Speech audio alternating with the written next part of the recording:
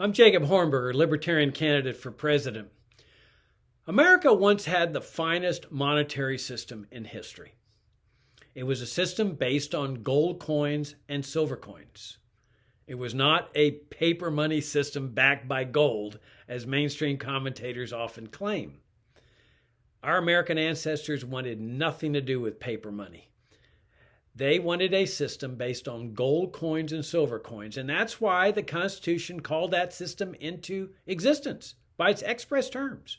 The Constitution gives the power of the federal government the power to coin money, not print money.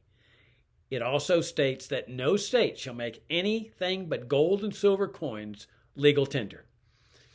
We all know that that system was abandoned without even the semblance of a constitutional amendment. That abandonment took place in the 1930s when the welfare state was coming into existence. They needed a system that was going to fund the out-of-control expenses of the welfare state along with the warfare state later on, and that system was paper money, a system that our ancestors, again, had rejected. That's what the Federal Reserve was all about. That was established in 1913 to serve as the machinery to print ever-increasing amounts of paper money. And it's that system that ended up destroying the finest monetary system in history. The president at the time of the advent of the welfare state in the 1930s, President Franklin Roosevelt, actually nationalized gold. Imagine that, nationalizing. This is what it's done in communist countries. He ordered every single American to deliver his gold coins to the federal government. The official money that had been the official money for more than a century. And he ordered everyone to turn their gold in to the federal government in return for irredeemable paper notes, notes that promised to pay nothing. It was one of the most morally repugnant, horrifically tyrannical acts in the history of our country. He actually made it a felony offense to own what had been the official money for more than a century. And thus began the decades of monetary debauchery.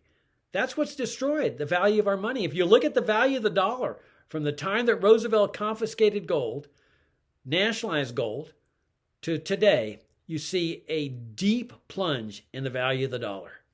That's because the Federal Reserve has decade after decade plundered and looted the American people through monetary debauchery. There is one and only one cause of inflation, and that's the Federal Reserve. We need to restore sound money to our land. That is an absolute prerequisite to a free and prosperous society. Our ancestors proved that. And in order to do that, a necessary prerequisite is the abolition of the Federal Reserve and the restoration of sound money.